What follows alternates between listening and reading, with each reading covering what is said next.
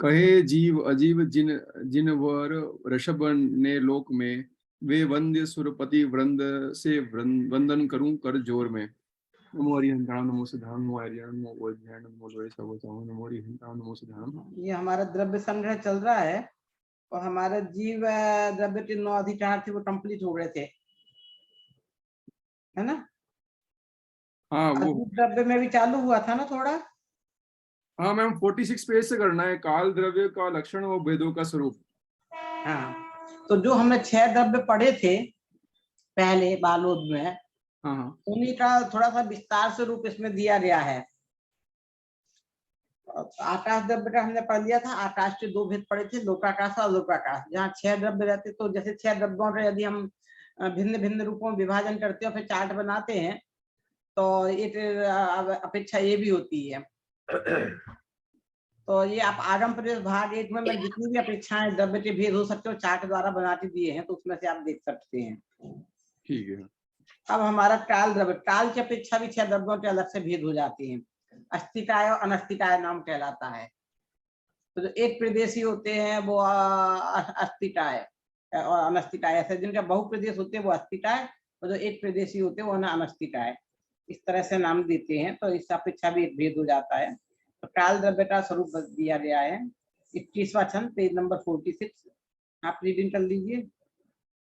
हाँ दव परिवट्ट रूवो जो सो काले जो रूप सो कालो हवे व्यवहारो परिणामादि लक्ष्यो बट्टन लक्ष्यो या परमठो। हिंदी पढ़ लीजिए आप।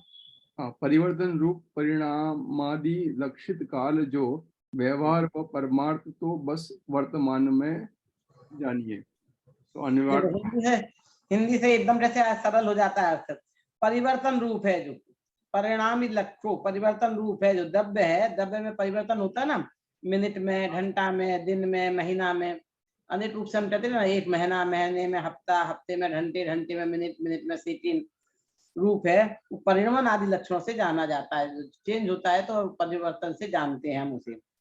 और जो व्यवहार, उसे व्यवहार काल कहते हैं। जो हमें कह रहे हैं ना इतने घंटे इतने मिनट, ये सभी व्यवहार काल है। और जो वर्तना लक्षण है वो परमार्थ काल है, निश्चय काल है, जिसमें चेंज चेंज चेंज जिसमें लक्षण हो रहा है ना, हर चीज में रहता है जो, हाँ तो वो निश्चय से काल है जो सब में समाया हुआ है। तो निश्चय काल और व्यवहार काल इसके ऐसे 2 भेद होती है। निश्चय काल है वर्तमान लक्षण है, सबकी सत्ता है, भूतकाल में थी, वर्तमान में है, भविष्य में रहेगी।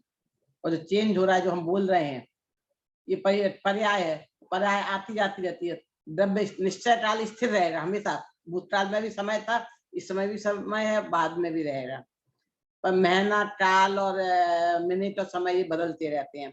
क्लास शुरू हुए 5 मिनट हो रहा था, 5 मिनट पहले भूतकाल हो रही पहले वाली पर्याय, अब हम वर्तमान में हैं। तो कितनी अनंत पर्याय पलटती रहती है, हम 2 घंटे में ही। तो वो बता रहे जो चेंज हो रहा है, तो जैसे हम एक एक सेकंड, सेकंड का भी जो अनंतवा भाग, हम तो सेकंड को पकड़ सकते हैं, पर जब वो रेसिंग वगैरह होती है होता है तो नहीं, उसका पैर पहले गया था, सेकंड के भी कितने हिस्से कर देते हैं वो लोग। उससे समझ में आता ना फिर। और समय सबसे छोटी मर्यादा है जो हमारे यहाँ बोलते हैं, काल के सबसे छोटे से छोटे अंश को समय बोलते हैं। ठीक है, अब एक बार इसमें देख लीजिए निश्चय व्यवहार में। वैसे हालांकि इसमें प्रश्न उत्तर में तो बहुत, तीसरा नंबर का प्रश्न तो थोड़ा कठिन है, पहला दूसरा पढ़िए, देखें सरल है क्या। ठीक है।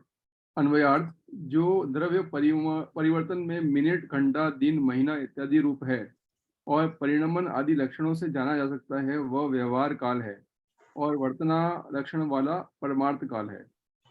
भावार्थ व्यवहार काल निश्चय काल, समय नामक जो क्रमिक पर्याय है वह व्यवहार काल है और उसका आधारभूत द्रव्य निश्चय काल है। और नंबर 2 काल संबंधी ज्ञान कराने के लिए कथन पद्धति। व्यवहार काल निश्चय काल की पर्याय है, वह वास्तव में अपने द्रव्य से ही उत्पन्न होती है। फिर भी जब वह जीव पुद्गलों के परिणमन से नापे जाने तथा ज्ञात होने के कारण जीव पुद्गलों के परिणमन से उत्पन्न हुआ कहा जाता है। व्यवहार काल को सिद्ध करने के लिए ही ऐसा कहने की शास्त्र पद्धति है। जीव पुद्गलों के परिणाम बहिरंग द्रव्यभूत द्रव्य काल के सद्भाव में उत्पन्न होते हैं इसलिए वे द्रव्य काल से उत्पन्न हुए कहे जाते हैं।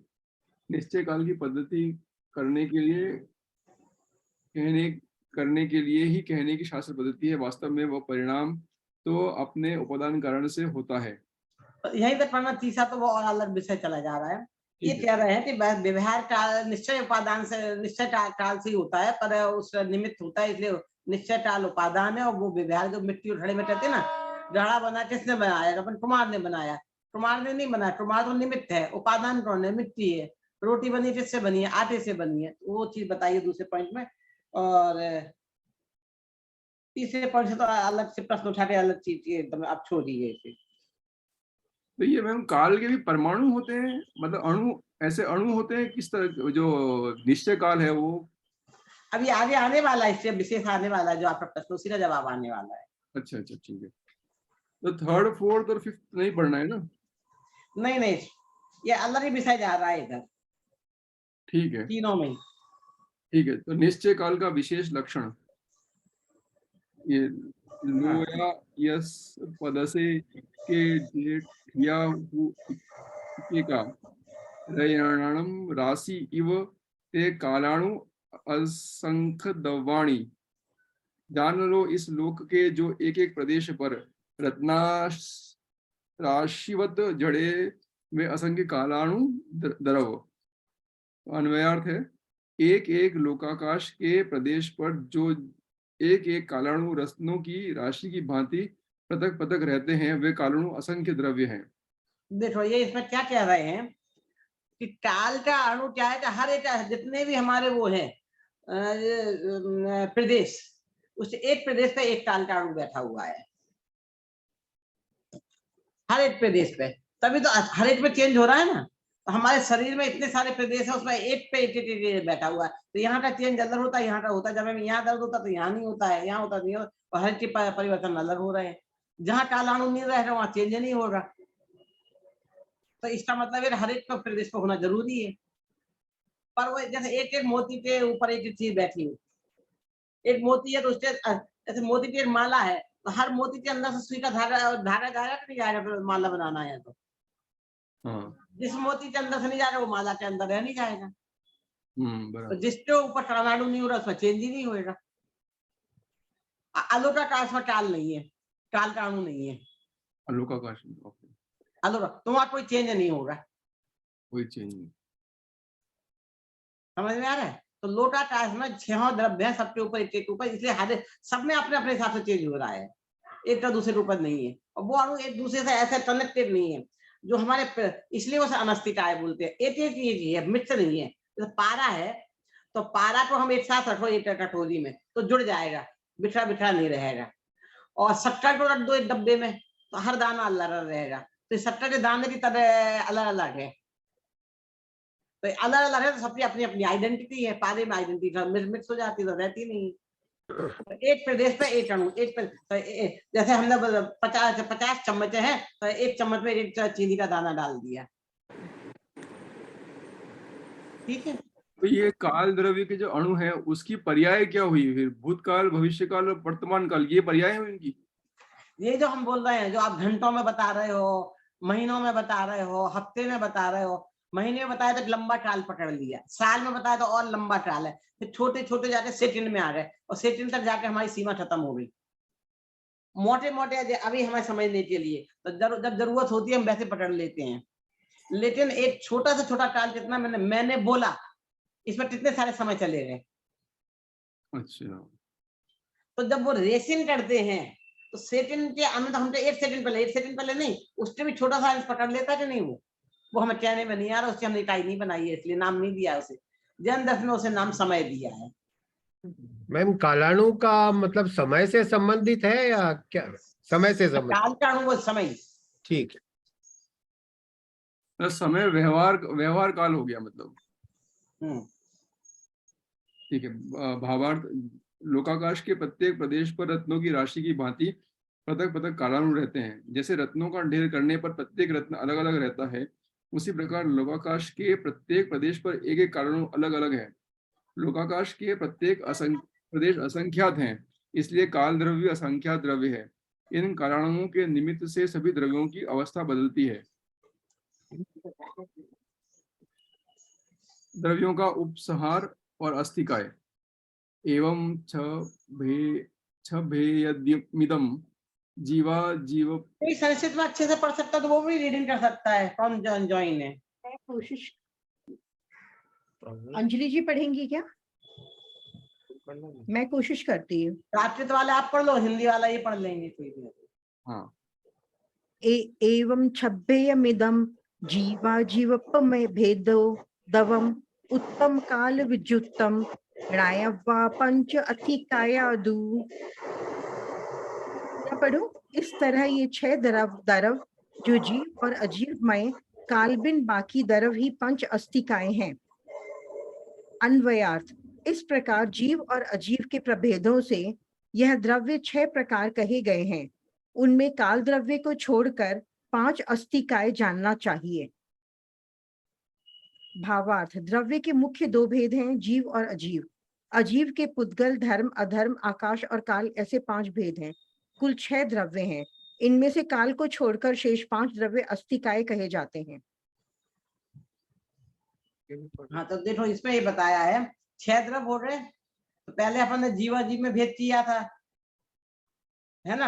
अब इसका अस्थिता अनस्थिता में भेद किया। मैंने कहा था रूपी अरूपी में भी हो जाए। पुद्गल की अपेक्षा बात करो तो रूपी अरूपी या मूर्ति का मूर्ति भेद हो जाता है।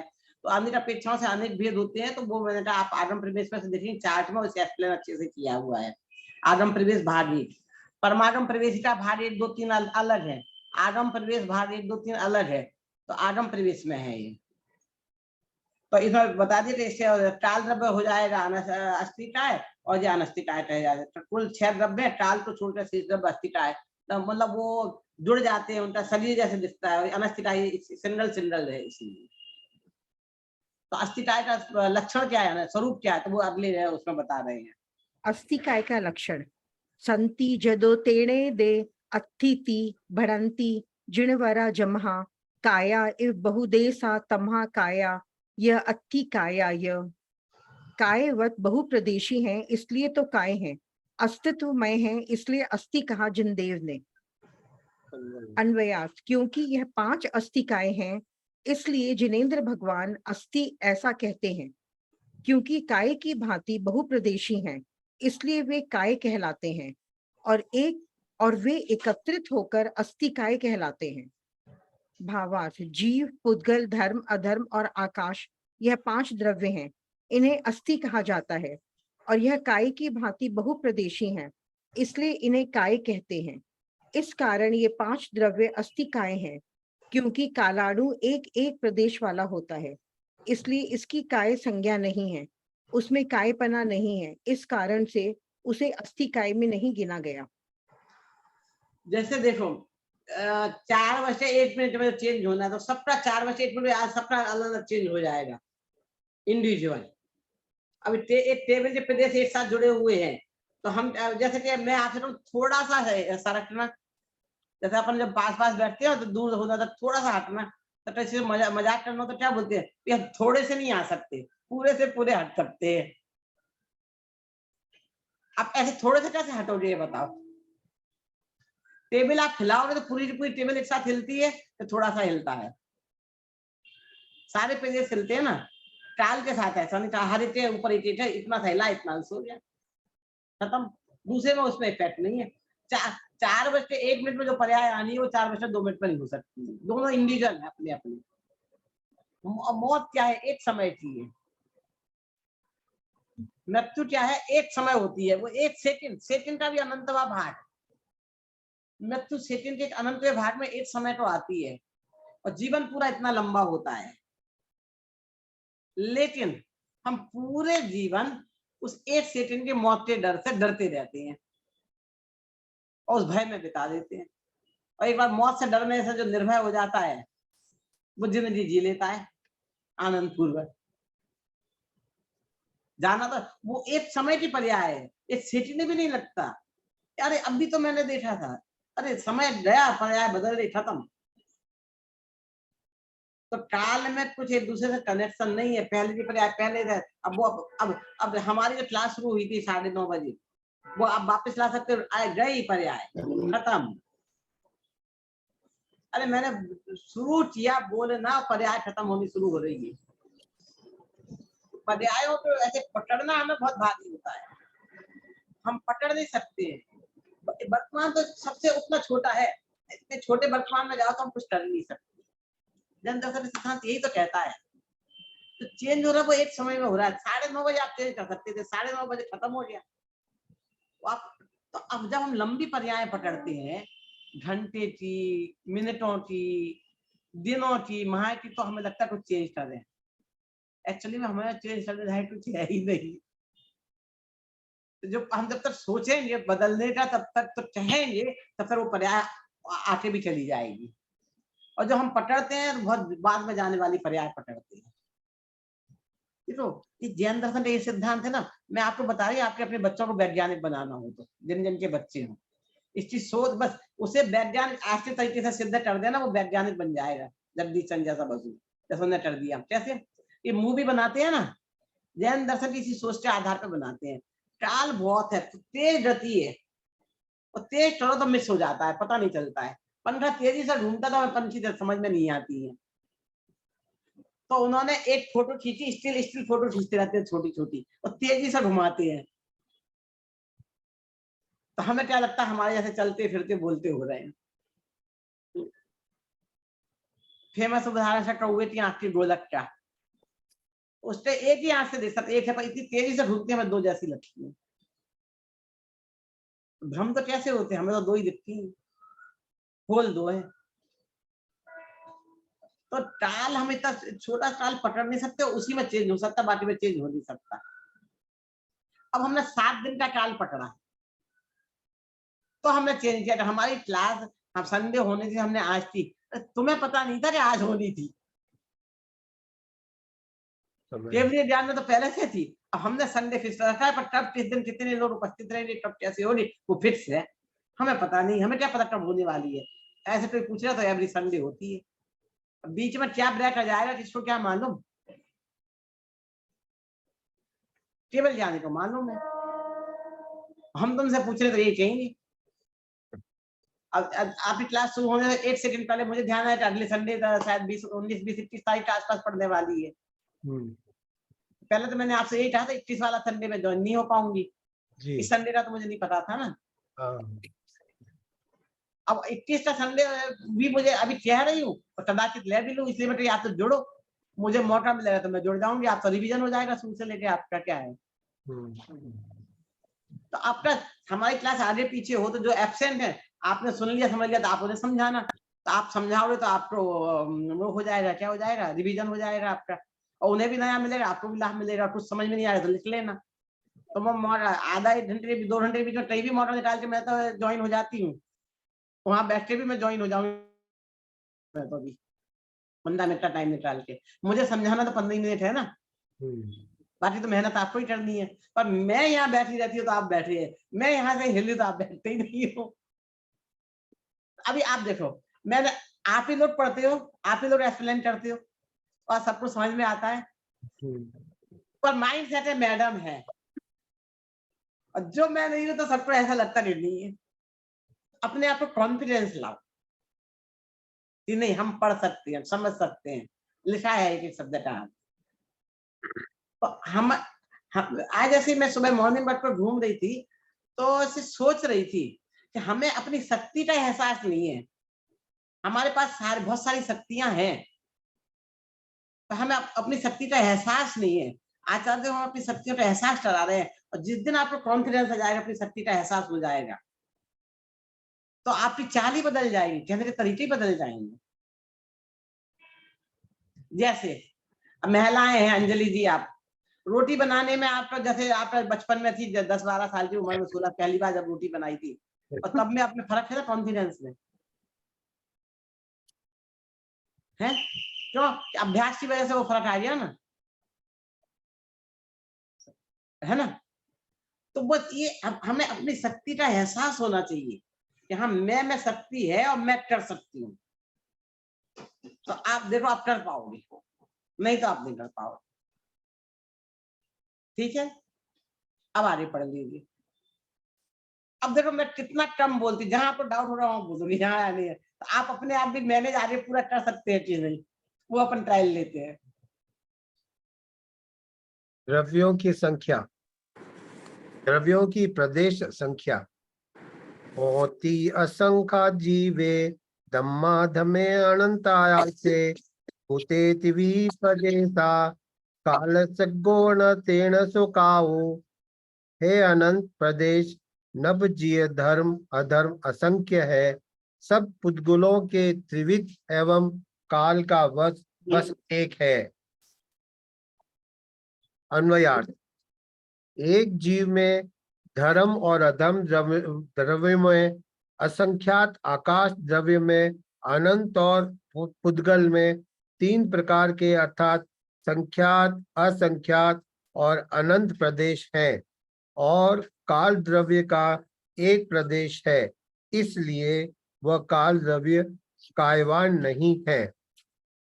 भावार्थ, एक जीव समस्त लोकाकाश में प्रसारित हो सकता है।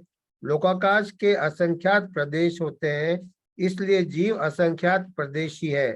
धर्म और अधर्म भी समस्त लोकाकाश में तिल में तेल की भांति भरे हुए विस्तृत है, इसलिए वे दोनों द्रव्य भी असंख्यात प्रदेशी हैं। आकाश के अनंत प्रदेश है, क्योंकि आकाश लोकाकाश के बाहर भी है और उसकी कोई मर्यादा नहीं है। पुद्गल द्रव्य के अनंत परमाणु है, परंतु एक परमाणु अलग भी होता है और 2, 4, 20, 20,000 लाख आदि परमाणु मिलकर छोटा अथवा बड़ा स्कंद होता है।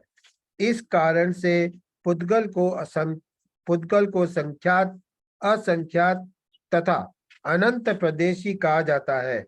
काल के अणु एक एक अलग रहते हैं, वे मिलकर स्कंद नहीं होते, इस कारण वे काल द्रव्य कायवान नहीं है।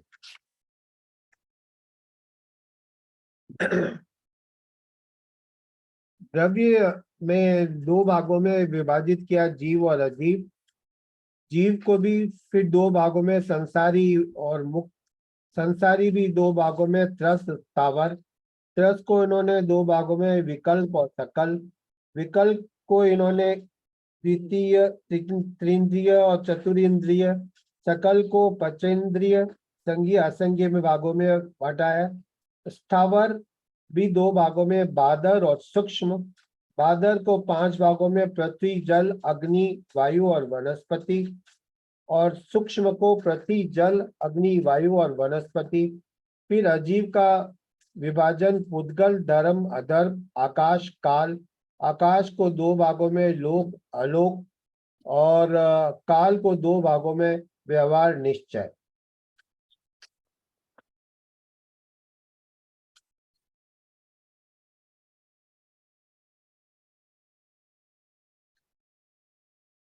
हाँ, समझ में आया? कुछ पूछना है?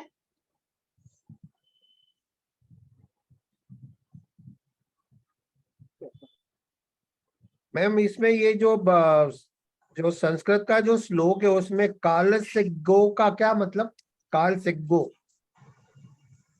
कालस्य, देखो इसमें विभक्ति लगती है। कालस्य, इसका मतलब काल द्रव्य, और वो कालस्य एगो, एगो मतलब एक। अच्छा, देखो नीचे लिखा भी है, आप अन्वयार्थ में देखो, कालस्य एगो, काल द्रव्य का एगो एक। हाँ मैम, आ गया समझ। एक प्रदेश है। हाँ जी। और मैम ये धर्म और अधर्म द्रव्य जो है वो भी एक ही द्रव्य है ना? हाँ, वो एक एक है। हाँ, एक द्रव्य, वो पूरे लोकाकाश में फैले हुए हैं पर वो है एक ही द्रव्य। हाँ, वो एक ही द्रव्य है।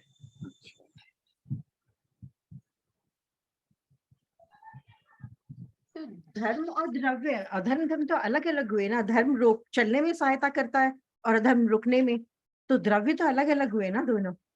हाँ, धर्म अलग द्रव्य, अधर्म अलग द्रव्य, द्रव्य अलग अलग। एक ही द्रव्य, एक अखंड एक ही द्रव्य है वो पूरा। हाँ, हाँ, नहीं, ये पूछे धर्म और अधर्म अलग द्रव्य हुए, तो वो मैंने हाँ बोला है। हाँ, पुद्गल परमाणु कायवान है। एव पदेशो वि अणु खंड देशदो होदी बहुदेशो उभयारा तेण यकाओ भणन्ति सवर्णहु। यद्यपि पुद्गल अणु है मात्र एक प्रदेश में, पर बहुप्रदेशी कहे जिन स्कंद के उपचार से। अन्वयार्थ, एक प्रदेशी होने पर भी पुद्गल परमाणु विविध स्कंद रूप होने प्रदेश वाला होता है, इस कारण बहुप्रदेशी होता है, और इसी कारण सर्वज्ञ देव पुद्गल परमाणु को उपचार से कायवान कहते हैं। भावार्थ, पुद्गल एक परमाणु है। परमाणु अनेक प्रकार के स्कंदों में मिलने के कारण विविध स्कंद रूप हो सकता है, इसलिए उसे कायवान कहते हैं, परंतु कालाणु विविध स्कंद रूप नहीं हो सकता, इसलिए कालाणु एक प्रदेशी है, कायवान नहीं है। समझ में आ गया ना क्या कहना चाह रहे हैं कायवान का उसका अंतर? क्लियर? और चार्ट भी आपने देख ही लिया द्रव्य का पूरा। मैम कायवान को थोड़ा एक्सप्लेन करिए। हाँ? कायवान कायवान मीन्स क्या है मैम? काया बनती है ना, काया, उसको कायवान बोलते हैं। हाँ, वो ये कायवान को स्पष्ट किया है इसमें। काय से मतलब यहाँ पे शरीर और ऐसे से मतलब नहीं है। ये कह रहे हैं कि जैसे कि वही मैंने पारे का उदाहरण दिया था, पारा को हम अनेक एक साथ डालो तो जुड़ जाता है। हाँ। तो जब पुद्गल के परमाणु जुड़ते तभी तो टेबल वेल ऐसे हाथ इतने बड़े ऐसे बन रहे हैं ना, अपने चूड़ी बन रही है। हाँ। पर वो कालाणु जुड़ते नहीं है। अच्छा, कायवान नहीं जुड़ती। जैसे मिट्टी की मूर्ति बनती है, जोड़ जोड़ के बनती है। जी। पत्थर की तरह अंतर क्या है, मिट्टी की मूर्ति और पत्थर की मूर्ति। यानी अपनी मूर्तियां मिट्टी की मूर्ति नहीं बनती है, जी। तो जोड़ा नहीं जाता, पहिरा जोड़ा जाता ना, तोड़ के बनती है पत्थर की। तो हमारे अंदर अंदर जो मोहराज चीज तोड़ते जा पत्थर तोड़ते जा तो फिर बन जाएगा, इसलिए वो चीज आती। तो जो जुड़ जाए तो उनका चौड़ाई हो जाती है। मूर्त है, पुद्गल में जुड़ जाता तो बहुप्रदेशी हो गया। वो डेफिनेशन स्पष्ट की है इसमें, कायवान की पुद्गल परमाणु कायवान है, वो ये स्पष्ट किया है। तो प्रदेश के क्या है, प्रदेश का लक्षण आप पढ़ते जब आगे आके जो सवाल उठेगा उसका जवाब आगे वाले उसमें मिलने वाला है। जीव द्रव्य कायवान है, पढ़ो पढ़ो सब मिल रहे हैं ना इसमें। अच्छा, एक के अलावा सभी है ना। अच्छा, एक के अलावा तभी तो जो मारणांतिक समुद्घात होगा तो वहां से यहाँ तक प्रदेश जुड़े रहेंगे। और पूरे में फैले हुए हैं। असंख्यात प्रदेशी बोलते हैं ना, काल को छोड़ के सभी ऐसे ही हैं। जावदीयम आयासम अविभागी पुद्गलाणु उत्तरधम तम खूपदेशम जाने सवाणु हरिम। एक अणु जितने जगह घेरे प्रदेश कहे उसे, किंतु एक प्रदेश में ही अनेक परमाणु रहे। अन्वयार्थ, जितना आकाश पुद्गल परमाणु द्वारा व्याप्त है उसे वास्तव में सर्व अणुओं के स्थान देने योग्य प्रदेश जानना चाहिए। भावार्थ, आकाश के जितने क्षेत्र में पुद्गल का सबसे छोटा टुकड़ा आ जाए उतने क्षेत्र को प्रदेश कहते हैं। उस प्रदेश में धर्म और अधर्म द्रव्य के प्रदेश कालाणु और पुद्गल के अनेक अणु ऐसे समझ जाते हैं जैसे लोहे के अंदर भाग आग। इसलिए प्रदेश को समस्त द्रव्यों के अणुओं को स्थान देने योग्य कहा है। छोटे से छोटे अणु को परमाणु कहते हैं।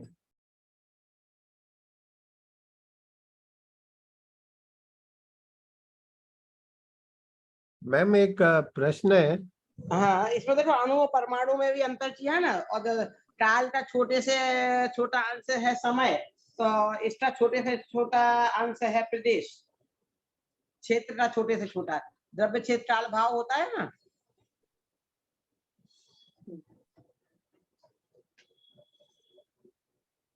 तो इसका छोटे से छोटा अंश परमाणु है पे। तो अपने परमाणु में इनके अणु अंतर है वैज्ञानिक में। हाँ, क्या पूछ रहे थे आप, प्रश्न पूछिए।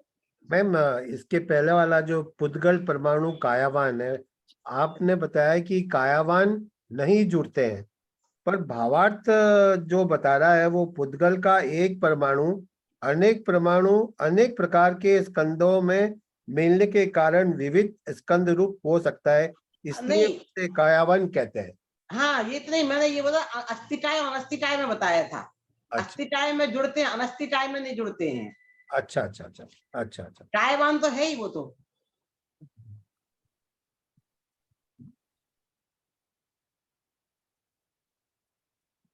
ठीक है मैम। पदम अधिकार का सारांश। इस अधिकार का सार यह है कि जीव को मोह के साथ एकत्व बुद्धि है, इस उसे छोड़कर अपनी आत्मा का अनुभव करना चाहिए। मेरा आत्म स्वरूप सर्वतः निज स्वरूप चैतन्य। नहीं देखो, ये तो इन्होंने उष्टी दृष्टि से दिया है, तो रहने दो आप। अच्छा। मेन इसमें फिर वो समय सार की उष्टी दृष्टि में चले गए। मेन इसमें अपने 6 द्रव्यों का जो स्वरूप था, जीव, पुद्गल, धर्म, अधर्म, आकाश, काल, है ना। तो जीव के और पुद्गल का स्वरूप बता। पहले अपने जीव के जितने कहाँ सोचते हैं, जीव के सारे भेद देखे, फिर पुद्गल के सारे भेद देखे। अब ये तीसरा अर्थ में जा रहे हैं कि हमें आत्मा में जाना चाहिए, इसमें नहीं। अभी हम उसमें नहीं जाते हैं, एक अलग दृष्टि से जा रहे हैं। तो वो आप घर पे पढ़ लेना बाद में। और थोड़ा इसमें समय सार का कुछ भी ले लिया, जो आपको 5वीं साल में पढ़ाने वाले लास्ट में, जो भाव्य भावक भाव। तो जो चीज आपकी समझ में नहीं आ रही है, भाव्य भावक भाव समझ लो 5वीं साल में पढ़ना है, वो कठिन है। और जो समझ में आ रही वो अभी के पोर्शन में है, जितना अपन ने पढ़ा है। अब इसमें अपन ने जो पढ़ा है, एक जीव का स्वरूप पढ़ा, जीव कहाँ कहाँ ढूंढते हैं, कैसे देखते हैं। फिर हमने पुद्गल का स्वरूप देख लिया, है ना। अब हम पढ़ने वाले हैं पुद्गल, धर्म, अधर्म, आकाश, काल, 6 द्रव्यों का स्वरूप पूरा हो गया। अब जीव अजीव, जीव और पुद्गल मिलते हैं, तो जीव में इनकी जो पर्याय होती हैं, आने 7 तत्व, 9 पदार्थ, आश्रय, बंध, संबर, निद्रा, मोक्ष और पुण्य पाप मिला दो तो 9 पदार्थ। उनके वर्णन में आस्वादी पदार्थों का वर्णन आगे किया जा रहा है। ये जो चैप्टर पढ़ा अपन ने, इसमें 6 द्रव्यों का स्वरूप हो गया। अब 6 द्रव्यों का स्वरूप क्यों जानना, क्या इसलिए जानना, इसका रिजल्ट क्या हो, क्यों जानना चाहते हैं, वो रिजल्ट इसमें बता रहे हैं। फिर हमें आत्मा का अनुभव करना चाहिए, इनको छोड़ देना चाहिए, जो इसमें सारांश में दिया है। तो क्या कहना चाह रहे हैं। तो पहला पैराग्राफ तो फिर भी इजी है, दूसरा तो बहुत कठिन में जा रहा है, वो समय सार की भाषा ले ली है, इसलिए हमें उसमें जाना ही नहीं है अभी। अब आप दूसरा अधिकार जो अब अपने 7 तत्व पढ़े थे ना, ध्यान है 7 तत्व के नाम, हाँ जी। और पुण्य पाप, अब उसकी चर्चा आ रही है। तो पढ़ा ही हुआ विषय फिर से आ रहा है, तो इसलिए आसान है। बस भाषा क्या है, इसी के आधार पर वो हिंदी भाषा में लेसन था। अब वो मूल, तो हमारा टारगेट क्या है, मूल प्राकृत उन शब्दों का क्या अर्थ है, वो आप धीरे धीरे आपको थोड़ा सा पढ़ने में हैबिचुअल हो जाए, ताकि बाद में हम ग्रंथ पढ़ेंगे ना, समय सार है, तो पढ़ने में आपको वो नहीं लगे बहुत ज्यादा। और शब्दों के सबके अर्थ नीचे दिए इसमें भी, और जहां नहीं दिए थे अगली उन किताबों में, वहां मैंने नई किताबें बना दी है। अभी मुझे लगा कि इस द्रव्य संग्रह की भी एक नई गाइड बना दूं, ताकि बार बार ये भावार्थ का कठिन वाला हिस्सा सारे कर दूं। आप लोग पढ़ा रहे तो ऐसे बार बार विकल्प आ रहा है कि अगले साल के लिए इजी हो जाए, फिर अच्छा बात है। तो वो ऐसे आपको अधूरापन लगता नहीं, हमें वो भी समझ ले, वो भी समझ ले। इसलिए मैं थोड़ा थोड़ा बताती हूँ, पर कठिन पड़े और फिर आप भागे, बहुत ज्यादा लंबा कोर्स हो गया, इसलिए छुड़वा देती हूँ। रिवीजन में टाइम रहा तो फिर हम एक्सप्लेन कर लेंगे, जरूरत हुई जब आपको समझ में आएगा, तो भारी पड़ेगा तो हटा, एक पोर्शन के हिसाब से पहले कंप्लीट करते हैं, फिर जो जो छोड़ा अंश है जरूरत पड़ी तो बाद में देख लेंगे। ठीक है मैम।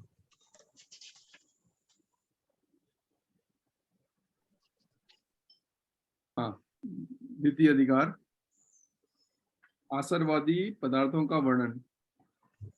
आसव बंधन संवर्णिज रखो सपूर्ण पावाजे जीवा जीव विशेषा देवी मासेण पभनामो बंध आसर पुण्य पाप रू मोक्ष संवर निद्रा विशेष जीव अजीव के संक्षेप में उनको कहें। अन्वयार्थ, जो आसर बंध संवर निद्रा मोक्ष पुण्य और पाप सहित 7 तत्व हैं, वे जीव और अजीव द्रव्य के भेद हैं, ये भी संक्षेप में कहते हैं। भावार्थ, 7 तत्वों के नाम जीव, अजीव, आसर, बंध, संवर, निद्रा और मोक्ष, ये 7 तत्व हैं। जीव अजीव की व्याख्या। जीव अर्थात आत्मा वह सदा ज्ञाता रूप है, पर से भिन्न है और त्रिकाल स्थायी है, ऐसे जीव अनंत हैं। नंबर 2, अजीव अर्थात जड़ जिसमें चेतना ज्ञातत्व नहीं है, ऐसे द्रव्य 5 हैं, उनमें धर्म, अधर्म, आकाश प्रत्येक एक एक हैं और कारणों असंख्य हैं, और यह चारों अरूपी हैं, और तथा पुद्गल रूपी स्पर्श, रस, गंध और वर्ण सहित है, इसकी संख्या अनंत है। नंबर 3, जीव तत्व संबंधी भूल। जीव त्रिकाल ज्ञाता स्वरूप है। अज्ञान के वशीभूत होकर जीव उसे नहीं जानता और ऐसा मानता है कि जो शरीर है सो मैं ही हूँ, शरीर का कार्य मैं कर सकता हूँ, और ऐसा मानता है कि यदि शरीर स्वस्थ हो तो मुझे लाभ होगा। बाह्य अनुकूल संयोगों से मैं सुखी और बाह्य प्रतिकूल संयोगों से मैं दुखी हूँ। मैं निर्धन हूँ, मैं धनवान हूँ, मैं निर्बल हूँ, मैं बलवान हूँ, मैं मनुष्य हूँ, मैं कुरूप हूँ, मैं सुंदर हूँ।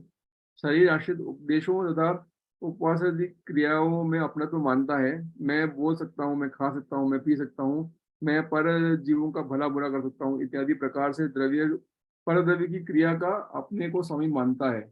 इसी प्रकार अज्ञानी जीव पर को स्वस्वरूप मानकर अपने तत्व का निषेध करता है। निज रूप जानकर उसमें पर का अंश भी न मिलाए और अपना अंश भी पर में न मिलाए, ऐसा सिद्धांत नहीं करता। अजीव तत्व संबंधी भूल। मिथ्या अभिप्राय के वशीभूत होकर जीव ऐसा मानता है कि शरीर के उत्पन्न होने से मेरा जन्म हुआ, शरीर का नाश होने से मैं मर जाऊंगा, शरीर धनादि जड़ पदार्थों में परिवर्तन होने से मैं अपने इष्ट अनिष्ट परिवर्तन मानना, शरीर की उष्ण अवस्था होने पर मुझे बुखार आ गया, शरीर की क्षुधा तृषा आदि रूप अवस्था होने पर मुझे क्षुधा तृषा आदि लग रहे हैं, शरीर के कट जाने से मैं कट गया इत्यादि रूप अजीव की अवस्था को अज्ञानी जीव अपनी अवस्था मानता है। अजीव को अपना साधन कारण आधार आदि मानता है। यह इस फिर वही वो डेप्थ में जाने लगे इधर। ठीक है मैम। मैंने जीवाजी सब संबंधी भूल पड़ी है। देखो आप लोग है कोई टाइप करके हेल्प करे तो मैं आपको ऐसा कर सकती हूँ। जैसे मान लो आपको समझने में तो कठिनाई पड़ रही है, इसमें आसव, बंधन, संबर, निज्जर, मुक्ति सब एक साथ दे दिया, इसका क्या अर्थ है नहीं समझ में आ रहा है ना। तो जैसे मैं आपको अलग बता, आसव इसका अर्थ है आश्रव, बंध बंध, फिर बंधन, संबर, फिर संबर का अर्थ संबर बंधन, फिर निज्जर इसका अर्थ निर्जरा, मुठ इसका अर्थ मुठ मुठ। ऐसे अलग अलग तोड़ के दे दे तो आपको फिर इजी हो जाता है। एक साथ दिया तो आपको थोड़ा समझने में कठिनाई होती है, कहाँ तोड़ना कहाँ नहीं तोड़ना।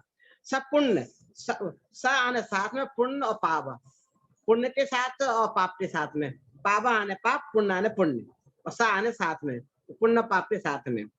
जीव अजीबा विशेषा, जीव और अजीब से विशेषान विशेष हैं, विशेष भेद हैं। ते भी समाज से संक्षेप में परिणाम कहता है, से भी का लिखा है किसमें, से भी, तब ते भी, ते अलग है बी अलग है, अपी वाला तो ते आने बे, बी आने भी। समाज से संक्षेप में परिणामों आने कहते हैं, तो वो आसान हो गया। तो ऐसे तोड़ तोड़ के मैं आपको बता दूंगी, आप एक अलग से टाइप करके भेज दो, तो फिर मतलब जो अगले हम एडिशन ले रहे तो ऐसे ही द्रव्य संग्रह छपा लेंगे। और अन्वयार्थ ऐसे रह जाएगा, भावार्थ में थोड़ा सा जो जरूरत है उतना लिख देंगे और बाकी एक्स्ट्रा मैटर हटा देंगे। मैं लिख के देती हूँ टाइम निकाल के, आप में से कोई टाइप करे तो करवा लूंगी मैं। द्रव्य संग्रह पे काम में अभी 15-18 दिन शिविर में रहूंगी तब करती हूँ काम। आप भेज देना मैम उस पे व्हाट्सएप पे, मैं कर दूंगा टाइप तो, है ना। हाँ हाँ तो मैं भावार्थ लिख लिख के कर दूंगी, और ये तो इसमें से देख के करना है, बारी तोड़ना कहाँ है वो बता दूंगी मैं, हाँ और ठीक, प्लस माइनस का निशान लगा दूंगी, हाँ हाँ तो अपना फास्ट काम हो जाएगा। ठीक है ठीक। तो 21 तारीख से जो शिविर में है जिस टाइम में, वो टाइम में मैं दूसरा लिखना बंद हो जाएगा। अभी मैं 5वीं साल का लिख रही हूँ आप लोगों के लिए, समय सार की जो किताबें है उसकी गाइड बना रही हूँ। तो अब जिनको पढ़ा रहे हो उन्हें तो नहीं काम में, आप लोगों में आ जाएगी। और द्रव्य संग्रह की आप साथ साथ पढ़ लेना और दूसरे लोगों को वैसे काम में आ जाएगी, तो इजी हो जाएगा फिर। मतलब इतने सालों से मुझे जरूरत नहीं लगी तो रह रही, दूसरी जरूरत लग रही थी। आपको पढ़ाते पढ़ाते ऐसा लग रहा है कि एक्स्ट्रा भी कर ही देते हैं।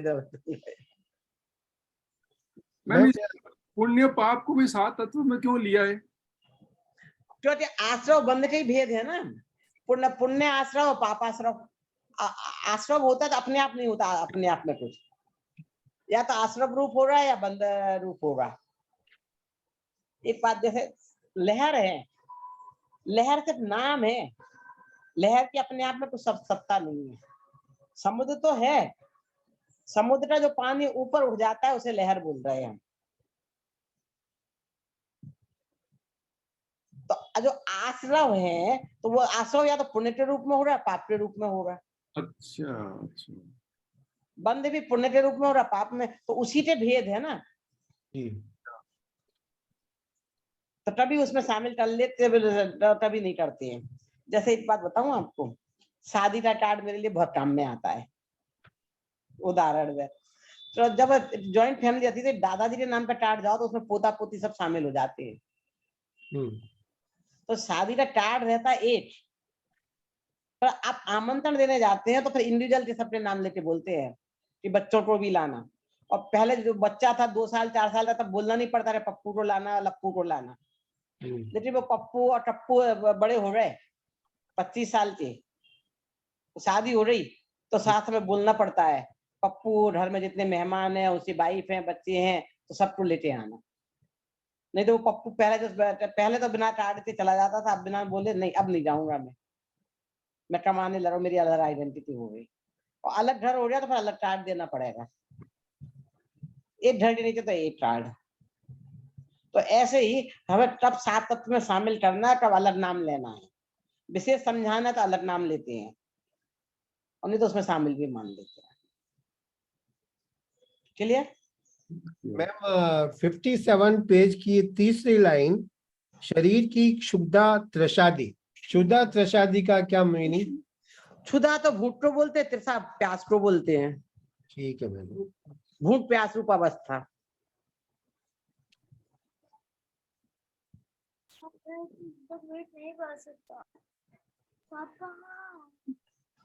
कोई बोल रहा है, आवाज नहीं आ रही। आगे पढ़ूंगे इसमें अब। हाँ, ठीक है। जीव की मिथ्या दर्शन रूप प्रवृत्ति प्रत्येक प्रकार से अपने को और शरीर को एक रूप मानता है। शरीर की अंगभूत स्पर्शनादि द्रव्य इंद्रियां हैं। अज्ञानी जीव उन सबको एक रूप समझकर यह मानता है कि हाथ आदि के स्पर्श द्वारा मैंने स्पर्श किया, जीभ के द्वारा मैंने चखा, नाक द्वारा मैंने सूंघा, आंखों द्वारा मैंने देखा और कानों द्वारा मैंने सुना। वह द्रव्य मन और ज्ञान को एक रूप समझकर ऐसा मानता है कि मैंने मन के द्वारा जाना है। यूं अनेक प्रकार से मात्र अचेत जैसा बनकर पर्याय में ही अहम बुद्धि धारण करता है। नंबर 6, जीव की मिथ्या चारित्र रूप प्रवृत्ति है। निज स्वभाव जो ज्ञाता दृष्टा है, वह अब केवल वह देखने वाला जानने वाला तो रहता नहीं, किंतु जिन जिन पदार्थों को देखता जानता है उनमें इष्ट अनिष्टता मानता है और इसलिए वह रागी द्वेषा होता है। वह किसी के सद्भाव या किसी के असद्भाव को चाहता है, किंतु उसका सद्भाव अथवा अभाव इस जीव का किया नहीं होता, क्योंकि कोई एक द्रव्य किसी दूसरे द्रव्य का करता है ही नहीं, अपितु सभी द्रव्य निज निज स्वभाव रूप परिणमित होते हैं। यह जीव केवल व्यर्थ ही कषाय भाव करके व्याकुल होता है। 7, आसरवादी का स्वरूप तत्व संबंधी कथाओं में दिया गया है। भाव असर और द्रव्य असर का लक्षण। मैं पढ़ूं क्या बने? हाँ पढ़िए। भावाश्रव और द्रव्याश्रव का लक्षण। आसवादी जैन कम परिणामेण पणो सविपेणो भावासवो जिनुतो कम्मासवणम परो होदि। कर्म अपना द्रव्य आश्रव जीव के जिस भाव से हो कर्म आश्रव भाव, वे ही भाव आश्रव जानिए। अन्वयार्थ। आत्मा के जिस परिणाम से कर्म आता है उसे जिनेंद्र भगवान द्वारा कथित भावाश्रव जानना चाहिए और पुद्गल कर्म का आना सो द्रव्याश्रव है। भावार्थ। नंबर 1, आश्रव विकारी शुभाशुभ भाव रूप जो अरूपी अवस्था जीव में होती है वह भावाश्रव है, और उस समय नवीन कर्म योग्य रज कणों का स्वयं स्वतः आना, आत्मा के साथ एक क्षेत्र में आना सो द्रव्याश्रव है। उसी जीव की अशुद्ध पर्याय निमित्त मात्र है। दूसरा, अज्ञान दशा में आश्रव का अयथार्थ ज्ञान श्रद्धान। अज्ञानता के कारण जीव मिथ्यात्व कषायादि को अपना स्वभाव मानता है। दर्शन, ज्ञानोपयोग और आश्रव भाव, इन दोनों को वह एक सा मानता है, क्योंकि उनका आधारभूत एक आत्मा है और फिर उसका तथा आश्रव भावों का परिणामन एक ही काल में होने से उसे वह भिन्नता भाषित नहीं होती। दूसरा, यह भिन्नता भाषित होने में करण रूप जो विचार है वह मिथ्या दर्शन के बल से नहीं हो सकते।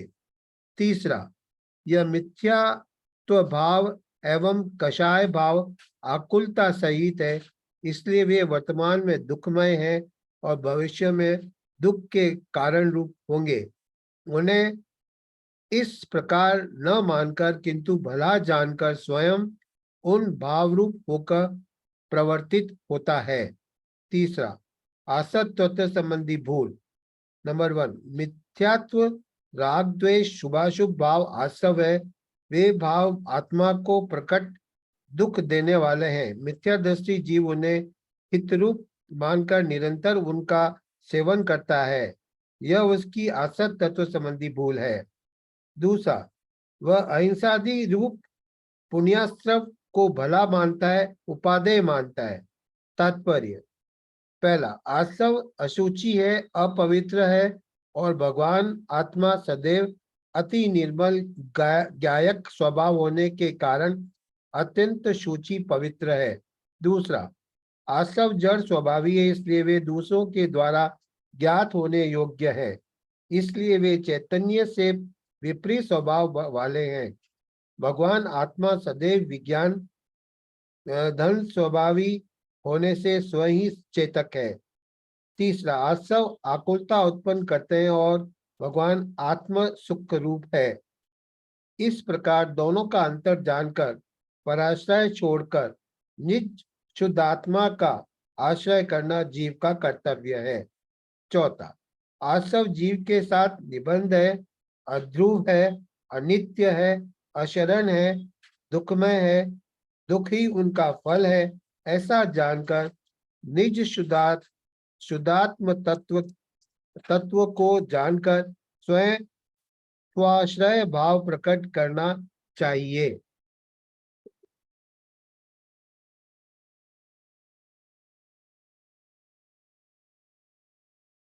मैम ये थोड़ा एक्सप्लेन करिए।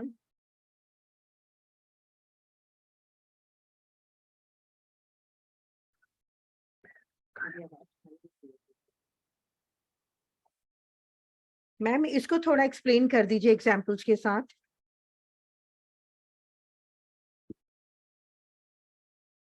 क्या बोले, मुझे आवाज नहीं आई। ये आश्रव बंध का ये जो ये है ना, इसको थोड़ा एग्जांपल्स के साथ एक्सप्लेन कर दीजिए।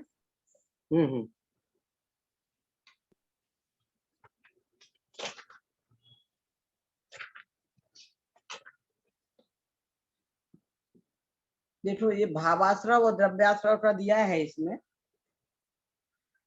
अपणो, ये अपणो आया परिणामेण अपणो, यहाँ पे आसवदी आने आश्रव, आसवदी आने आता है। आश्रव का मतलब ये हमारे कर्मों का आना। जेन आने जिन, कर्म माने कर्म।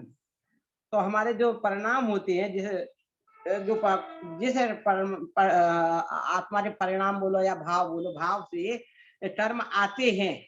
अपड़ो हमारे अंदर आते हैं। जानना चाहिए उसे, क्या जानना चाहिए? भावाश्रवा, जो हम अंदर में भाव कर रहे हैं, मोरादेश। तो मोरादेश भावों को भावाश्रव कहते हैं। तो हमने मोरादेश भाव किए तो उससे द्रव्य कर्म बंधे, तो कर्म आते हैं, मतलब द्रव्य कर्म आते हैं। तो जो भाव करने से जो द्रव्य कर्म बंध रहे हैं, तो जैसे हमने जो अपने शरीर पर तेल लगाया तो मैल आके चिपका, तो हमने रात देश का तेल लगाया तो द्रव्य कर्म आके हमसे बंध गए। कर्मा श्रवम परो होदी, और परो आने दूसरा, होदी आने होता है। तो परो का इसमें लिखा है द्रव्याश्रव। परो का मतलब द्रव्याश्रव नहीं होता, परो का मतलब होता है दूसरा। होदी आने होता है, तो दूसरा होता है कौन सा? भावाश्रव के अपोजिट दूसरा कौन सा है? द्रव्याश्रव। इसलिए इधर परो का अर्थ द्रव्याश्रव हो गया, पर परो का मतलब द्रव्याश्रव नहीं है। परो का मतलब है दूसरा, भावाश्रव के अपोजिट होता है। तो जो भावाश्रव हो गया, उसके अपोजिट कर्म का जो आना है उसे द्रव्याश्रव कहते हैं।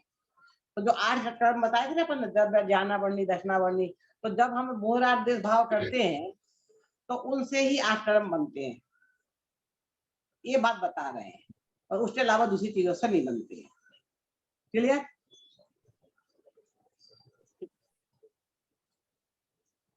मैम इसमें ये इसका मतलब क्या है? आसर्व जड़ स्वभावी है, इसलिए वे दूसरों के द्वारा ज्ञात होने योग्य है, इसलिए वे चैतन्य से विपरीत स्वभाव वाले हैं। मैं कह रही ये सब समय सार की बातें इसमें आ गई हैं। अच्छा अच्छा। इसका मतलब ये है कि आश्रम के दो भेद होते हैं। एक है जो आत्मा में उत्पन्न हो रहा है राग, इनके दो तरह से भेद करते हैं, एक जीव स्वभावी है, जड़ स्वभावी। तो जो द्रव्य टर्म है वो तो जड़ है, ज्ञानवर्णी पुद्गल टर्म है, तो जड़ स्वभावी है, पुद्गल स्वभावी है। पर आत्मा को दुख दे रहे हैं, मैल है, ऊपर से जुड़ा हुआ है, पर है तो हमें तकलीफ तो दे रहा ना। इस पुद्गल में शरीर में तकलीफ हो रही है तो हम उससे जुड़ते तो हमें दर्द होता है ना। कटता फिरता तो पुद्गल ही, आत्मा कटता फिरता नहीं है। तो शरीर जड़ स्वभावी है, ऐसे वो कह रहे हैं, वो भी जड़ स्वभावी है। पर एक तो इसकी लैंग्वेज बहुत टफ है, और फिर ऊपर से वो उधर की बात बता रहे हो, उतनी ऊंची बात, हाई एमएटी लेवल की बात। तो मैं वो लेवल की बात को इधर नहीं लाना चाहती हूँ है। पर पहले हम सब यहाँ पे स्वरूप समझे आने जाने का, फिर क्या कौन सा क्या स्वभाव है वो बाद में समझेंगे चीजें।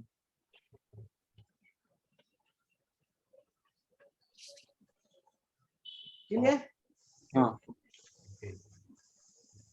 भाव आसर्वों के नाम और उनके भेद। मैं हिंदी पढ़ लेता हूँ इसका, ये तो बहुत टफ है। मिथ्यात अविरति पांच पांच रूप। अच्छा तो एक काम और करना, आप जब पढ़ रहे हो तो जहाँ पे सरल लग रहा है आपको समझ में आ रहा है, उसको राइट लगाना, जो कठिन लग रहा है वहां रॉन कर देना। तो मुझे लग रहा है कि आपको कठिन क्या लग रहा है, ताकि अगली किताब में क्या क्या दूं क्या नहीं, किससे समझने में आसानी हो रही किससे नहीं हो रही है, कठिन पड़ रहा है। तो कई बार कुछ चीजें मुझे आसान लग रही है और शायद आपको कठिन लग रही हो, इसलिए मैं ऐसा कर रही थी। फिर भी मैं अपने हिसाब से देख लूंगी, गाथा से संबंधित विषय दूंगी, भावार्थ में बात नहीं दूंगी। तो आगे जो समय सार वाले ग्रंथ आ रहे हैं ना आपके, तो उसमें भी ऐसा ही है, तो उनका अभी मैं बना रही हूँ।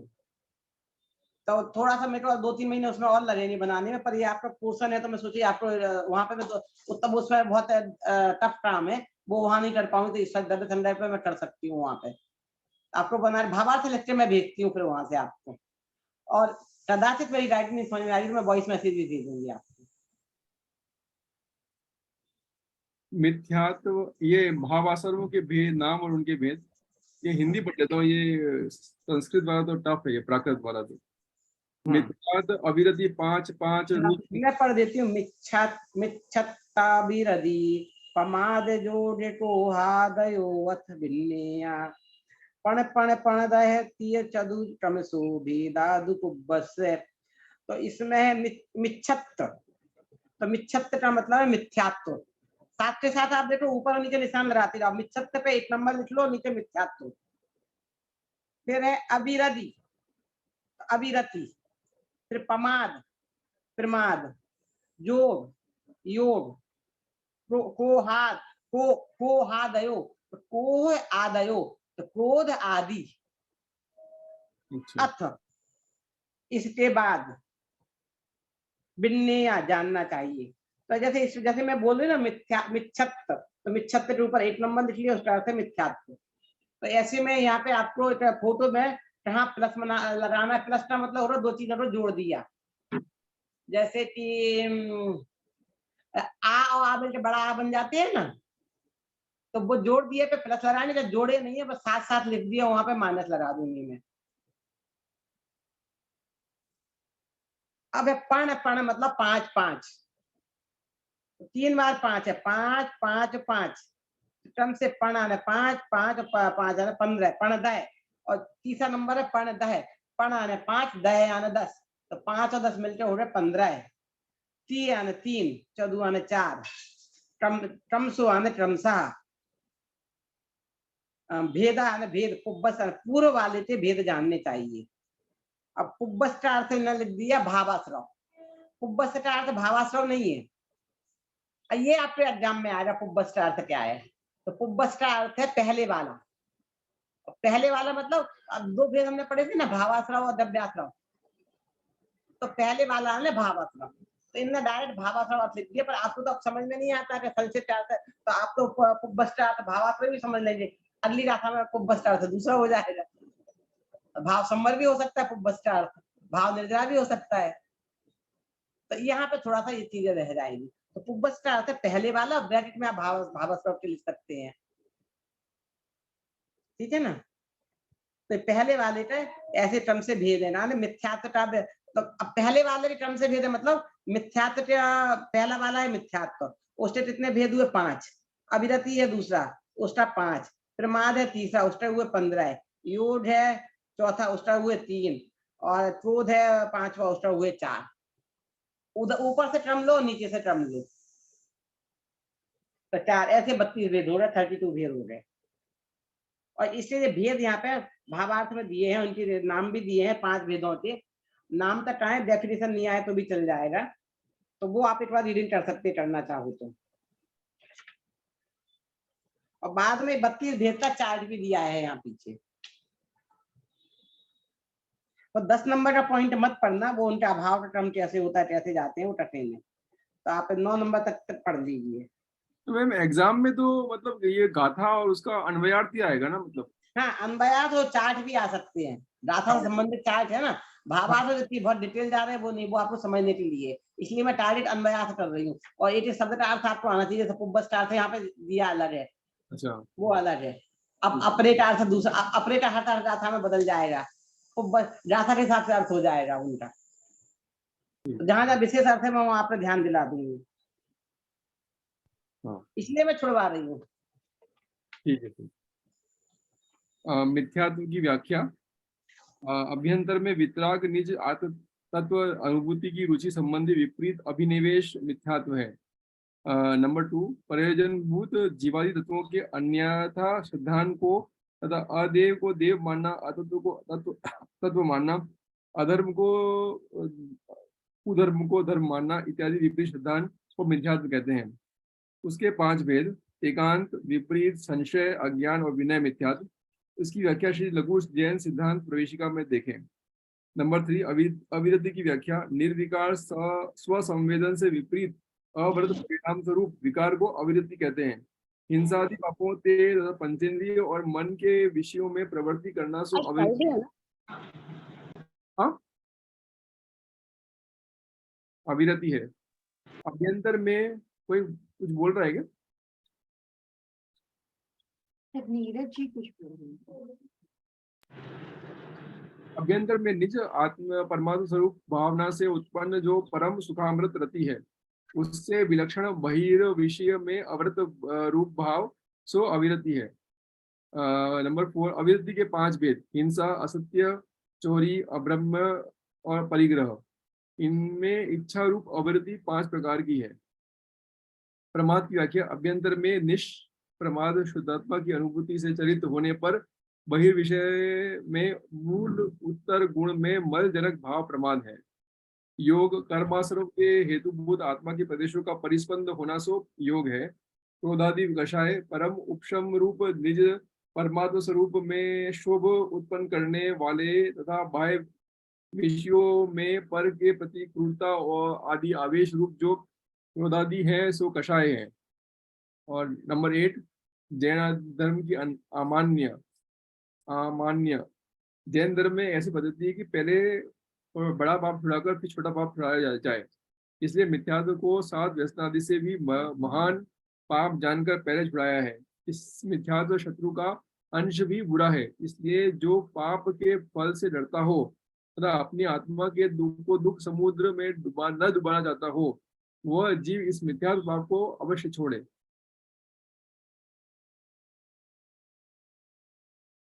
10th पढ़ना है कि खाली 9th तक ही पढ़ना है? 9th तो नहीं पढ़ना है। 9th पढ़ना है, मैम ने 10th बोला छोड़ने। अच्छा। मिथ्यात्व आदि संबंधी भूले, अन्य देवादि के सेवन रूप ग्रहित मिथ्यात्व को तो जाने, किंतु अनादि अग्रहित मिथ्यात्व को न पहचाने। त्रस बाह्य दस स्थावर को, हिंसा को तथा इंद्रिय मन के विषयों में प्रवृत्ति को तो अविरति जाने, किंतु हिंसा में प्रमाद प्रवृत्ति परिणति मूल है और विषय सेवन में अभिलाषा मूल है, इसे न देखें। बाह्य क्रोधादि करने का तो कषाय जाने, किंतु अभिप्राय में जो राग द्वेष रहता है उसे न पहचाने। बाह्य ज्येष्ठा को तो योग समझे, किंतु शक्तिभूत योगों को न जाने। इस प्रकार आसर्वों के स्वरूप को अज्ञानी जीव अन्यथा जानता है। अपन ने कहीं पढ़ा हुआ है, आपको आया है ना तत्वज्ञान पाठमाला में? हाँ, ये आया था मैम, पर ये इतना डिटेल में नहीं आया था, पर ये आया था। हाँ है ना। हाँ, इष्ट नाश टर्म कैसे जाते हैं वो बता रहे हैं। अब आश्रय और संसार के अभाव का क्रम ये रहने दो आप, पहले क्या जाता है, पहले बाद में क्या जाता है, ये वाली चीज है। अब तो और सब समझ में आ गया ना, भावासा के नामों से भेद तो।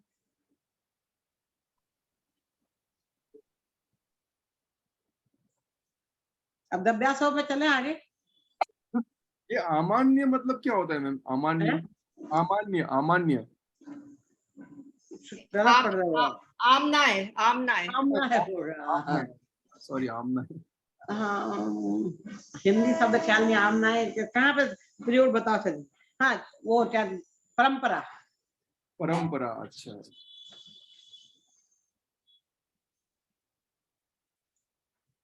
ठीक है, नेक्स्ट पढ़ लेते हैं। दब्यासव के भेद, वहाँ भावासव के भेद बताए या दब्यासव के भेद?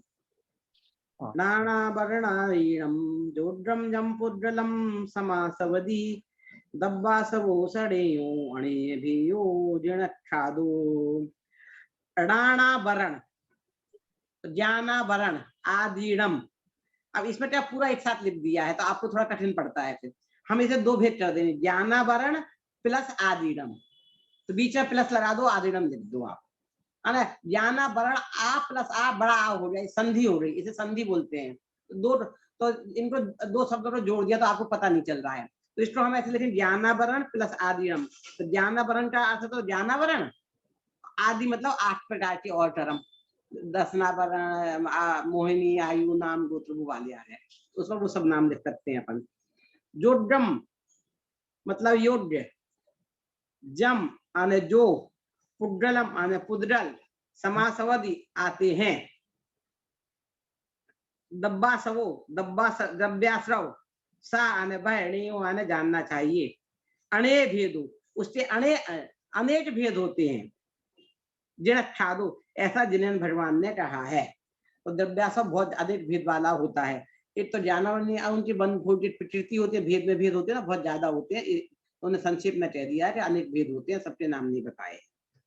और ज्ञानावरण से लेकर 8 कर्मों के नाम और उनके जो 148 भेद वो सब नीचे लिखे हैं।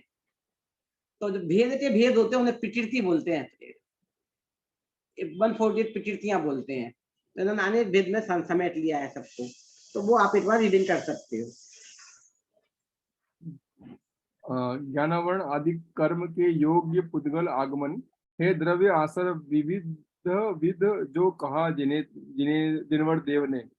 अन्वयार्थ, ज्ञानावरण आदि 8 प्रकार के कर्म रूप होने योग्य जो कर्म कारण वर्गना के पुद्गल आते हैं, वे अनेक भेद वाले द्रव्य आसर जानना चाहिए, ऐसे जिनेन्द्र भगवान ने कहा है। भावार्थ, ज्ञानावरणादि 8 कर्मरूप होने योग्य कारण वगैरह के जो पुद्गल स्कंद आते हैं उन्हें द्रव्य असर्व कहते हैं।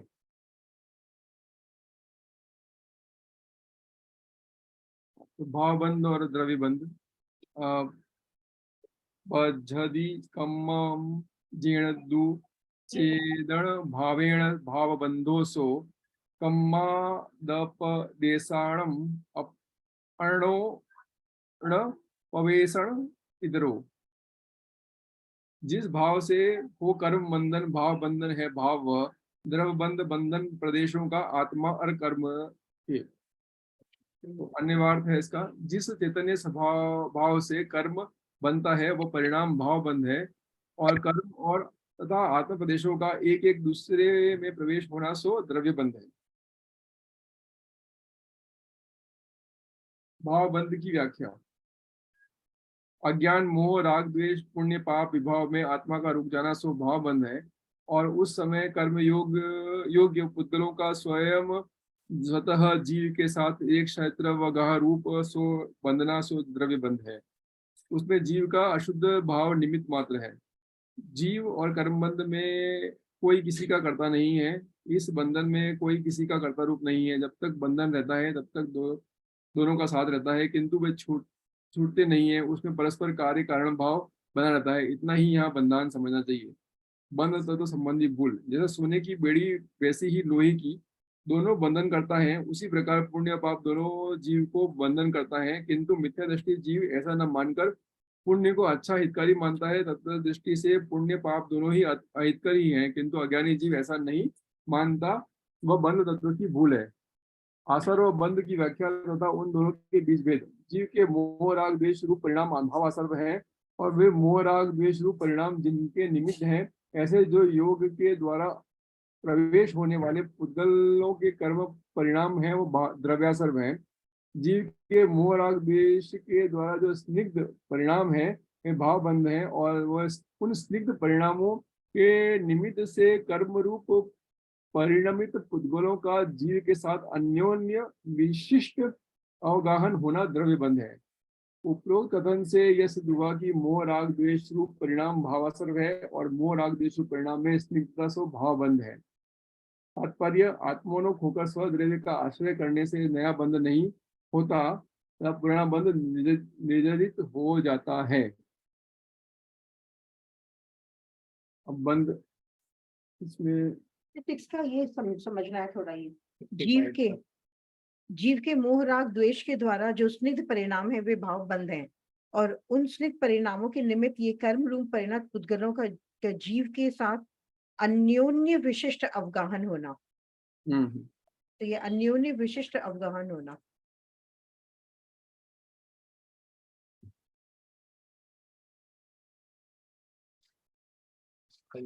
अन्योन्य मीनिंग अन्योन्य विशिष्ट अवगाहन। अवगाहन मीन्स जानना। थोड़ा मेरे आवाज ब्रेक हुआ, कुछ पूछा है क्या? अभी आवाज आ रही है क्या? हाँ, ये 66 पेज नंबर पे ये पूछ रहे हैं कि जीव के मोह राग द्वेष के द्वारा जो स्निग्ध परिणाम है वो भाव बंध है, और उन स्निग्ध परिणामों के निमित्त से कर्म रूप परिणत पुद्गलों का जीव के साथ अनोन्य विशिष्ट अवगाहन होना द्रव्य बंध है। ये इसका मतलब समझना चाहते हैं। हाँ हाँ, एक मिनट, ठीक है, मैं बताती हूँ। यही जो जैसे आश्रव का अपन ने रहा था ना, तो जो मोहराद्य भाव आए, भावों का आना आश्रव और आके आत्मा में बंध जाना वो भाव बंध है। ऐसे ही ज्ञानावरण आए और आकर आत्मा में रुक गए, वो द्रव्य बंध है। और जैसे मेहमान कुछ लोग तो आते हैं, हमने देख पे खोला, आए और 10-15 और आके चले गए, उनको मेहमान आना नहीं बोलते हैं। पर जो आपके आगे रुक जाते हैं, इफेक्ट लाइफ, एक तो आने से भी थोड़ा इफेक्ट पड़ता है, 10-15 मिनट जाते हैं, फिर आके रुक जाते तो उससे भी इफेक्ट पड़ता है। पर जो रुकने के लिए आए तो उनके लिए तैयारी अलग होती है, और आके चले जा रहे हैं उसके लिए तैयारी अलग होती है। तो आश्रम मतलब सिर्फ आए और चले गए, आना। तो भाव आश्रम आए, जो आए तो बंधी, तो वो बंद है। अब इसका टेक्निकल भाषा, मतलब एक तो मैं आपको आसानी से समझा दिया क्या है एक्चुअली में। अब इसका टेक्निकल भाषा में अन्योन्य पूछा था ना आपने, कुछ है? हाँ जी, वो कहाँ पेज नंबर पे बताया है? 66, थर्ड पैराग्राफ में, पेज नंबर 66। हाँ, तो जीव के मोह राग द्वेष के द्वारा स्निग्ध परिणाम, स्निग्ध मतलब होता है चिकना। तो जैसे हमारे जो भाव होते हैं दो तरह के होते हैं, स्निग्ध और रूक्ष।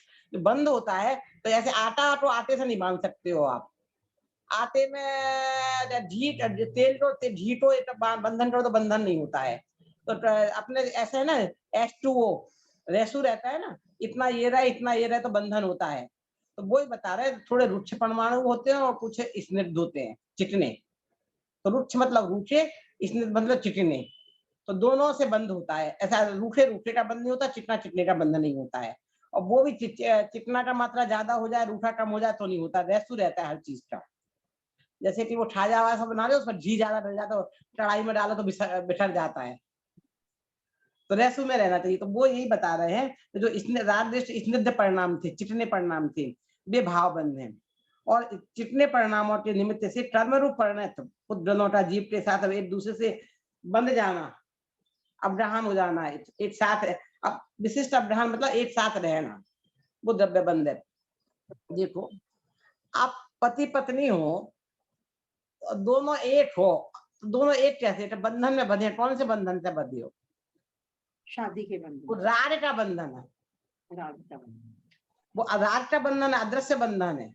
और वो एक शादी का हमने एक एक्शन किया, एक्चुअल में तो राग का बंधन, जिनमें राग का बंधन नहीं होता वो साथ में नहीं रहते, टूट जाते, तलाक हो जाते हैं। तो राग का बंधन था अदृश्य बंधन, तो राग का बंधन को स्निग्ध बंधन बोला। और शादी बताया, तो शादी कैसे बताया, वो तो एक नाटक किया ना आपने, जैसे हमने घोड़े के ऊपर वो ऊंट का एक उदाहरण दिया था, आपको दिया था नहीं, तो ऊंट 100 ऊंट थे, 99 ऊंट को रस्सियों से बांध दिया और उसके पास एक रस्सी कम पड़ गई, 100वें ऊंट को बांधने की रस्सी नहीं थी। और बोला नहीं मार, भाग जाएगा, क्या करूं। एक समझदार के पास गया, तो उसे बोला एक काम करो, जैसे 99 ऊंट को बांधा है ना, वैसे तुम 100वें ऊंट को बांधो। बोले रस्सी तो है नहीं, कोई बात नहीं, एक्शन करो। कीला ठोक रहे हैं, वो ऊंट ने देखा ना और दूसरों को कैसे बांधा है, कीला ठोक रहे हैं, फिर ऐसे हाथ घुमा रहे हैं, 3 बार हाथ घुमाया, फिर ऐसी आंटी बांधी और चले जाओ। तो उसे लगा मुझे बांध दिया, अब वो हिले नहीं। तो दूसरे एक ऊंट ने भागने की कोशिश की तो उसे खून आ गया था, बोला मैं भी हिलूंगा, मुझे खून आ जाएगा। तो दूसरे दिन उसने सब ऊंटों को खोला, अब चूटी से बांधे ही नहीं था, बांधने का एक्शन किया था, खोले नहीं, तो और सब लोग चलने लगे, ये उठे ही नहीं, हिले ही नहीं। तो उसने कहा यार वो तो बहुत अच्छे बुद्धिमान थे, क्या जादू से बांध दिया, ऐसा बन जाए, हिल ही नहीं रहा है। तो मुझे आपने क्या जादू कर दिया, वो तो हिल नहीं रहा है। बोले तुमने उसे खोल दिया, बोले बांधा करता जो खोलूं। नालायक, तो बांधने का एक्शन किया था ना, वो तो बंध गया, अब तो खोलने का एक्शन कर। तो जब उसने ऐसे कीला उठाया, रस्सी खोली, जैसे और दूसरे उन्होंने एक्शन किया, उठ गया। फिर वो अब ऊंट समझने लगा कि मैं बंध गया, मैं हिलूंगा तो मुझे दर्द हो जाएगा। तो हम अब ऊंट से बात तो हम कैसे हंसे, हम सब वो ऊंट नहीं है, जिन दिन की शादी हुई है सब वैसे ऊंट हो गए ना। क्या किया तुमने, एक लड़का एक लड़की दोनों साथ साथ एक के पीछे एक चक्कर लगा लिए साथ, उसने 3 बार रस्सी बांधी थी, तो 7 चक्कर लगाए तुमने, अब बंध रहे एक दूसरे से और जीवन भर एक दूसरे को भोग रहे हो, नहीं छूट सकते, क्योंकि तुमने अपने आप को बंधा मान लिया। उस बंधन से छूटने का उपाय क्या है, अपने आप को खोलो। वो बता रहे आचार्य देव, तूने अपने वो एक एक्शन में राग से बंधा है, राग तोड़ दे, खत्म बात। राग नहीं रह रहा इस समय साथ में रहना, बात तो हो ना, राग टूटना चाहिए, राग है तब तक बंधन है। वो एक के पीछे घूमना नहीं है, वो जो आपके माता पिता ने किया, आपके आकर्षण हो गया, आपको राग पैदा हो गया, वो बंधन है, वो तो व्यवहार में एक्शन हुआ है खाली। तो ये चीज इधर बताइए, तो इसमें ये बोला है कि राग देश से जो परिणाम है, तो वो भाव हुआ, भाव से जो आपने एक्शन किए, ये द्रव्य बंध हुआ है, तो वो साथ में स्निग्ध परिणाम ले लिया ना, चिकने परिणाम, तो इसमें आप राग के परिणाम ले लें तो समझ में आ जाती है चीजें। मतलब इसमें जो ऐसी टेढ़ी टेढ़ी भाषा है ना, बस उसको ही सीधी करनी हो, इसमें करना नहीं रहेगा। तात्पर्य आप छोड़ दो, तात्पर्य जो दे रहे हैं कि आत्मा में, अब राग हटा देंगे तो क्या रहेगा, पर से राग मत करो, अपने आप जिससे राग करो उससे बंधन है, आत्मा से राग करो तो आत्मा, अपने आप से राग करना राग नहीं कहलाता है। अपनी एक जेब से पैसा निकालो, दूसरी जेब में डालो, दान कहलाता है क्या? नहीं। पति पत्नी को पैसा देता है तो दान कहलाता है क्या?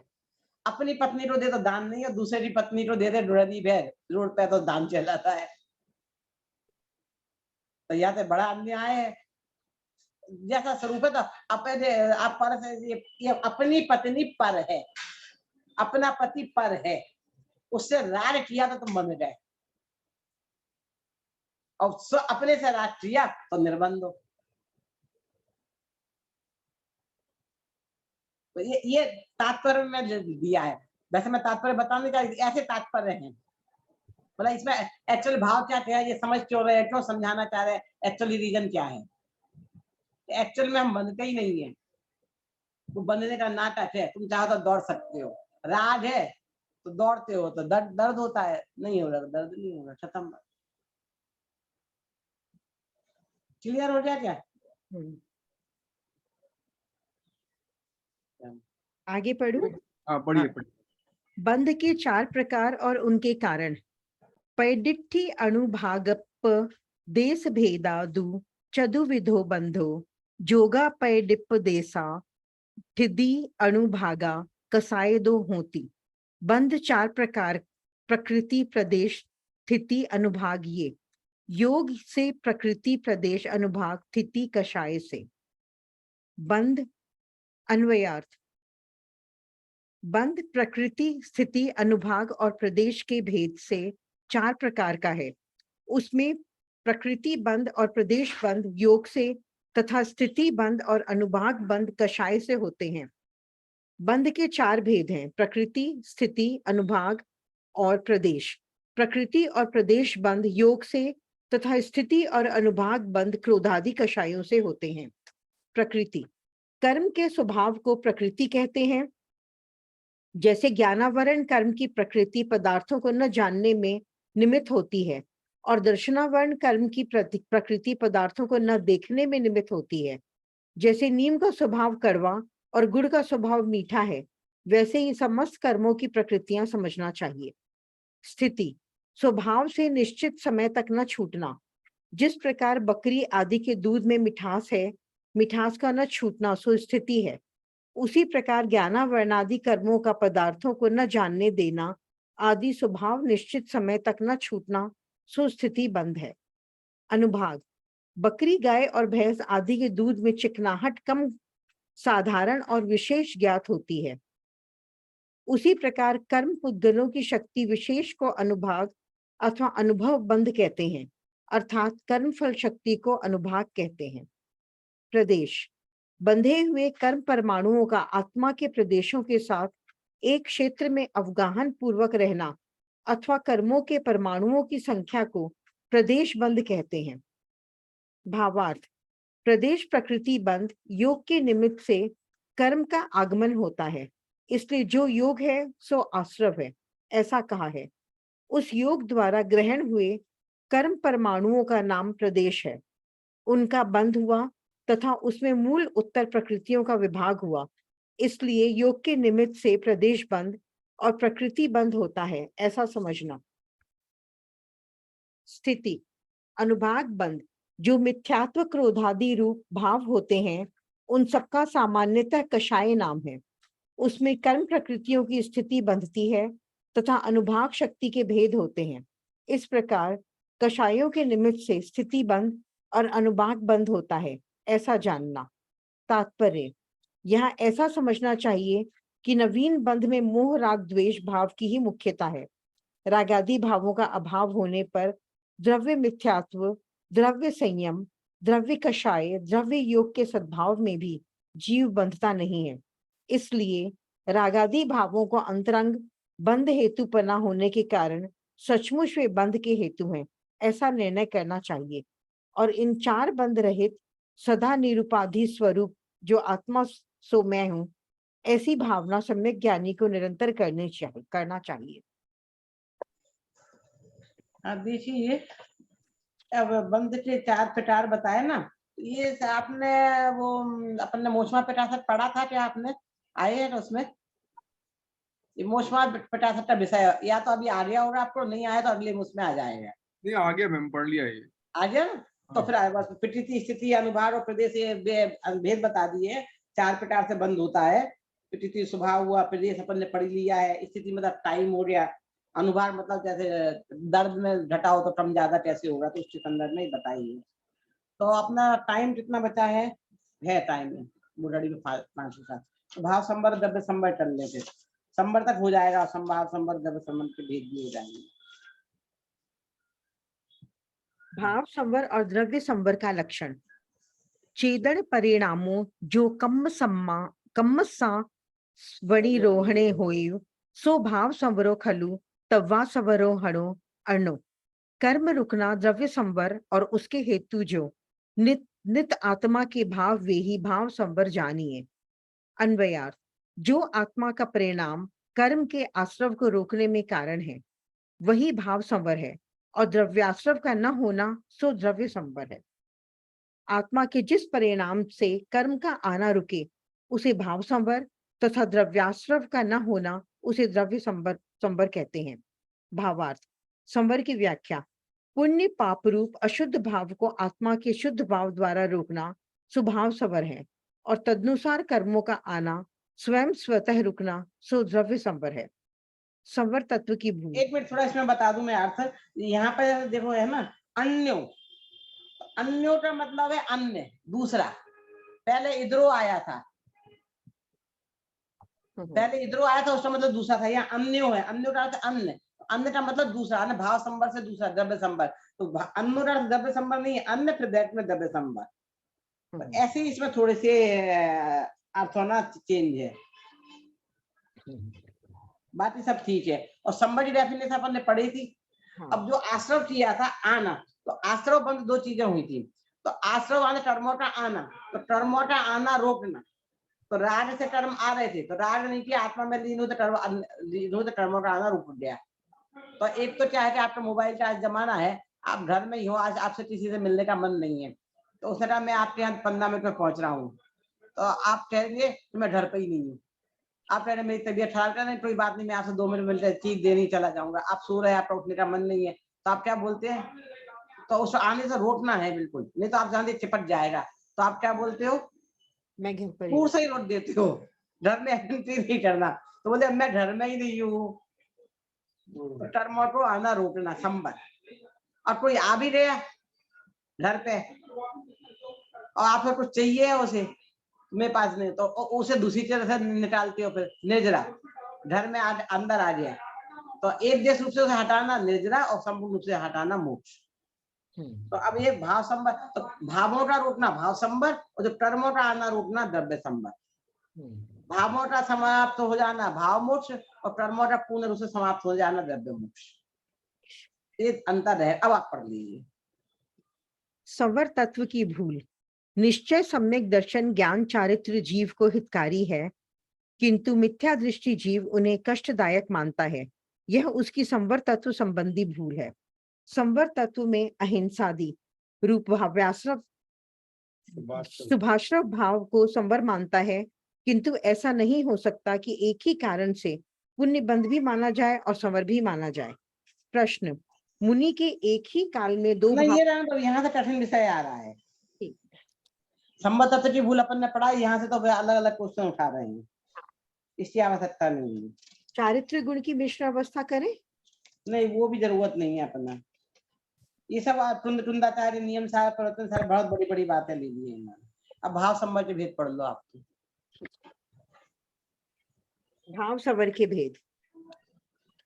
वद समीधि गुप्तियो धम्माणु पीहा परिसहज हजहो य चारित्तम बहुभेयम रायव्वा भाव संवरी विशेषा। व्रत समिति गुप्ति धर्म परिषजय तथा अनुप्रेक्षा चारित्र भेद अनेक वे सब भाव संवर रूप हैं। अन्वयार्थ, व्रत समिति और गुप्ति धर्म अनुप्रेक्षा परिषजय और अनेक भेद वाला चारित्र, यह भाव संवर के भेद जानना चाहिए। भावार्थ, व्रत समिति गुप्ति यह गाथा संवर अधिकार की है, संवर अधिकार की है, इसलिए यहाँ निश्चय व्रत निश्चय समिति तथा निश्चय गुप्ति समझना चाहिए। व्यवहार व्रत समिति गुप्ति 45वीं गाथा में कही है, जो कि आश्रव है। निश्चय व्रत निश्चय से विशुद्ध ज्ञान दर्शन स्वभाव निज आत्म तत्व की भावना से उत्पन्न सुखामृत के आस्वाद रूपी बल से समस्त शुभाशुभ रागादि विकल्प से निवृत्ति का होना सुव्रत है।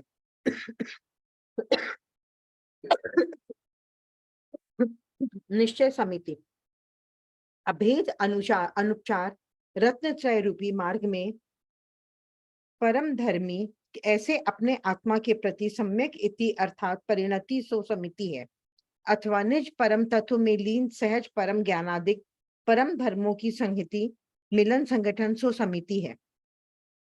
निश्चय गुप्ति निश्चय से सहज शुद्धात्म भावना लक्षण गूढ़ स्थान में संसार कारण रागादि के भय से स्वात्मा में गोपन सो गुप्ति है।